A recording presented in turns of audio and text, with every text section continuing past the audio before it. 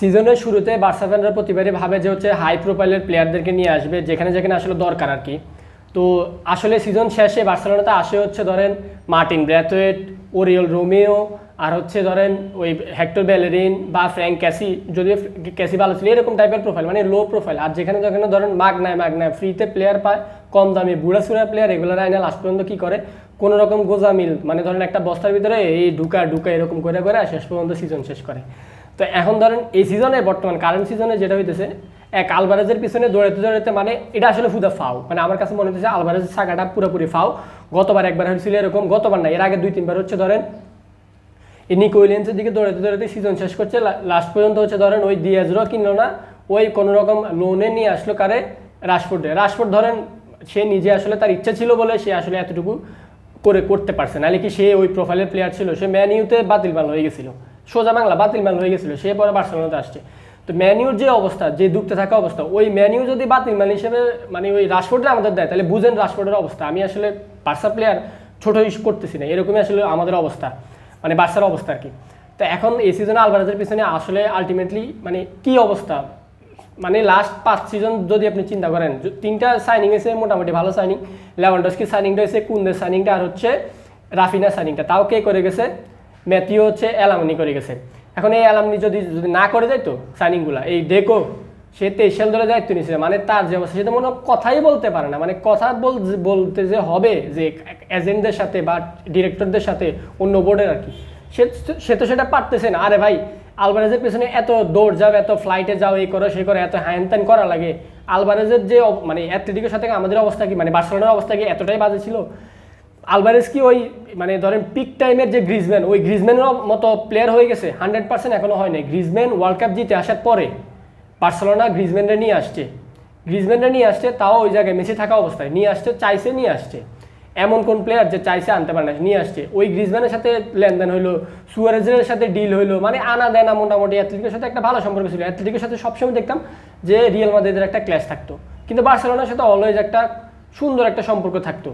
কিন্তু সে জায়গায় এখন কি অবস্থা, মানে মনে যেন দা কুমড়ার মতো সম্পর্ক। এরকম সম্পর্কে আমি অন্তত আমার লাইফে কখনো দেখি না যে বার্সেলোনার সাথে অ্যাথলেটিকের এত ভালো সম্পর্ক। এখন ধরেন এই সিজনের শুরুতে আমাদের দরকার, মানে বার্সেলোনার দরকার ছিল হচ্ছে একটা ভালো ফুলব্যাক দরকার ছিল, একটা স্ট্রাইকার দরকার ছিল, আর ধরেন একটা সিবি দরকার ছিল, প্রপার সিবি। এখন আমাদের সিবিকে ক্রিস্টেনসন, ওই ধরেন এখানে আছে কি এরিক গার্সিয়া, মানে গার্সিয়া তো আরেক বাতিল মাল, মানে বাতিল মালই তো, সে ম্যান সিটির বাতিল মাল হিসেবে আইসে এখন সে যাবির সময় কোনো রকম ছিল। ফ্লিকের যে অবস্থা, ফ্লিকে হচ্ছে ধরেন ফিজিক্যালিটি সবসময় রাখে, সে প্লেয়ারদেরকে এমন অবস্থায় নিয়ে গেছে যে প্লেয়াররা খারাপটাও আছে না, মানে চিটা জিনিসও না, ওই ভালোদের সাথে থাকতে থাকতে ভালো হয়ে গেছে। এখন কিন্তু এরকম অবস্থা যে হচ্ছে ধরেন অবস্থা এতটাই মানে দুর্দশা যে ওই মানে ঠেকার মাল যেগুলো ছিল এগুলোর দিয়ে এখন হচ্ছে ফুল সিজন চালানো লাগবে, তারা এখন হচ্ছে আমার মেন প্লেয়ার। ওই ধরেন আগের সিজনে তো ওই জেরার্ড মার্টিন, সে হচ্ছে লেফট ব্যাক থেকে এখানে সিবিতে শিফট করার পরে এর আগে সিজনে তারা তো মোটে সেলই করে দেয়। তাও হচ্ছে হানসি ফ্লিক লামাসিয়ার প্লেয়ার, সে লামাসিয়ার খুবই মানে তার মতো আসলে রেসপেক্ট লামাসিয়ারে কেউ করে অন্য টিম থেকে আসে, মানে উইদাউট স্প্যানিশ আমি এটা খুবই কম দেখছি। তো সে আসলে খুবই রেসপেক্ট করে, লামাসিয়া প্রোডাক্টদের খুবই আসলে প্রাধান্য দেয়, সেই হিসেবে রেখে এখন আসলে তারে শান দিয়া মোটামুটি করছে একটা জায়গায়। কিন্তু সে কি আসলে কি আমার স্টার্টার, মানে সে কি ধরেন একদম চ্যাম্পিয়ন্স লিগের ফাইনালে মানে উড়ে জিতাই দিবে এরকম প্লেয়ার তো না রে ভাই। ক্রিস্টেনসন সারা বছর ইনজুরিতে থাকে, দুঃখতে থাকে, সেও তো আলটিমেটলি বাতিল মাল বললাম না, সেও একটু এরকমই ছিল, মানে সে একদম প্রপার প্লেয়ার ছিল এরকম ছিলই না। তো আলটিমেটলি দেখা গেছে এরকম করে ঢুকতেছে। আর বার্সেলোনা প্রতিবারে হচ্ছে গোজামিল দিয়ে সিজনটা শুরু করতেছে, শেষ করতেছে এভাবে। ওই স্ট্রাইকার গত 2-3 সিজন নিক উইলিয়ামসের পিছনে দৌড়ায় একটা মুলা ঝোলানো, লাস্টে একজনের নিয়ে আসতে কোনো রকম। এবার হচ্ছে ধরেন নিয়ে আসতেছে কারে, আলভারেজের পিছনে দৌড়ায়, দেখবেন যে লাস্ট পর্যন্ত কোনো রকম একজনের নিয়ে আসবে, বা হয়তো দেখা গেছে ওই যে হামজারে দিয়া মানে সিজনটা কোনো রকম পার করে দেবে। বাট আলটিমেটলি কি লাউকদু রিয়াল মাদ্রিদ মানে যেভাবে তারা সাইনিং করছে, এবার তো আপনারা ধরেন লিগও একদম মোটামুটি একটা ভালো একটা টাফ কম্পিটিশন হবে। তো এমনি তো মাদ্রিদ ছেড়ে দিবে না। তো যাই হোক, সেখানে একটা এই টাফ কম্পিটিশনের মধ্যে বার্সেলোনা কি আবার ওই লিগও জিততে পারে নাকি সেটা নিয়ে ডাউট আছে। অ্যাথলেটিকের সাথে টানা 2 ম্যাচ আগে আপনি একবার কোপা দেল রেকে বাদ গেলেন, চ্যাম্পিয়ন্স লিগও বাদ গেলেন, এটা তো পুরাই লজ্জাজনক। অ্যাথলেটিকের ওই টিম আমাদের বিট করে দিছে, তাহলে বুঝেন আমাদের দুর্দশা। ওই আবার কি ইন্টার মিলান এসে আমাদের সেমিফাইনালে বিট করে দিছে, দুর্দশাটা বুঝেন। ওই তাও কি কারণে, সিবির কারণে আমরা মারা খাচ্ছি প্রত্যেকবার।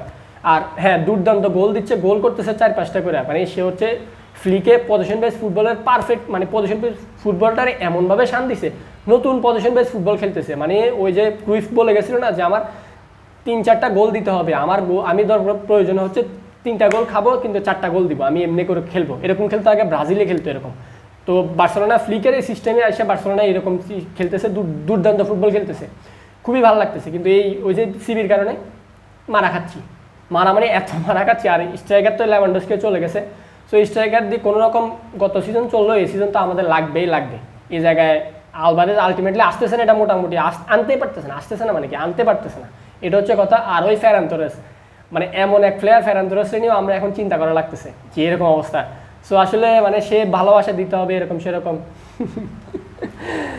তো ওই যে ক্রুইফে আরেকটা কথা বলে গেছিল যে আপনি যদি বার্সাতে খেলতে দ্বিতীয়বার ভাবেন তাহলে আপনি বার্সার দরকার নেই, আপনার সার্ভিস বার্সেলোনার দরকার নেই। তো আসলে এই জিনিসগুলো আমাদের বার্সেলোনা টিমের ম্যানেজমেন্টের মাথায় রাখতে পারে। ওই যে লাপোর্তা, সে আসার পর থেকে আসলে এরকম দুর্দশাটা হয়েছে। সে আদতে একজন পলিটিশিয়ান, সে পলিটিক্স মানে পলিটিশিয়ান দিয়ে আসলে সে মানে ধরেন ক্ষমতায় আসছে, ওই বার্তামে ওর করাপশন বা সব কিছু সুযোগ টুযোগ সব কিছু পায়, সে একটা সুন্দর একটা ফিল্ড পাইছে, ওইখান থেকে সে আসছে, তাকে আসলে যে টেক্কা দেবে এরকম আসলে নাই। সে আলটিমেটলি ওই আসে গোজামিল দেখায়, ফিনান্সিয়াল অবস্থা একটু উন্নতি করছে, তাও কেমনি উন্নতি করছে, ধরেন স্টেডিয়াম পুরোটা স্পটিফাইরে বিক্রি করে দিল, দিয়ে কিছু টাকা পয়সা পাইলো, ওই জার্সির মধ্যে ধরেন লোগোর চেগো চেঞ্জ করে মানে ধরেন এখন নতুন নতুন করে আনতেছে, মানে মোটামুটি ফিনান্সিয়াল অবস্থা একটু দাঁড় করেছে। ভাই একটা সময় ইউরোপের জায়েন্টগুলো আমাদের বলতো যে টাকা পয়সা নেয় তাও প্লেয়ার আনতেছি, বায়ার্ন তো আমাদের ওপেনলি বলছে যে এদের টাকা পয়সা নেই, এদের কেমনে প্লেয়ার আনে, কিন্তু তাও হচ্ছে দেখা গেছে আমরা আলটিমেটলি প্লেয়ার আনে সিজনটা খুব সুন্দর মতো চালাই দিতাম, ভালো ভালো প্লেয়ার আনছি, খারাপ যারা কিনতে চাইছি তারাই আনছি। কিন্তু এখন এমন দুর্দশা যেডি আসে, মানে এডিও মনে করেন যে কোনো রকম ঠেকার মেলা, আল্লাহ মাসে না থাকলে তো ওই যে অক্সিজেন না থাকলে এতদিন মনে করেন যে কাইতে হয়ে যাওয়া লাগতো, এই হচ্ছে অবস্থা। তো আলটিমেটলি দেখা গেছে শেষ পর্যন্ত আমাদের এমনি সিজন লাগবে ওই মানে ধরেন ওই ক্রিস্টেনসন, ওই হচ্ছে ধরেন আনটাচেবল আরাহো, ওই গার্সিয়া, এগুলোর দিয়ে হচ্ছে চালানো লাগবে। আর ওই পাশে কোনো রকম ওই বালদে স্টার্টার, সেই নাকি স্টার্টার, যাই হোক এগুলো দিয়ে চালানো লাগবে। এক মিডফিল্ড আছে দুর্দান্ত, এছাড়া আমাদের আসলে কিছুই নাই। আর লাপোর্তা যদি আসে মানে ডিফেন্ডার হিসেবে, তারা এখানে কে ধরেন কে গার্ড দিবে, এখানে কি রদ্রি গার্ড দিবে, এটা কি স্পেন টিম? আলটিমেটলি কিছুই না, যে ল হেকো দু। আসলে আমরা আলটিমেটলি আশায় বুক বাঁধি, শেষ পর্যন্ত ঘুরে বালি ওই বাতিল মাল 2-1 আসে, ফ্রিতে 2-1 আসে, মাগনা, এগুলো আসলে আমাদের সম্বল, এমনি চলতে হবে, দেখা যাক।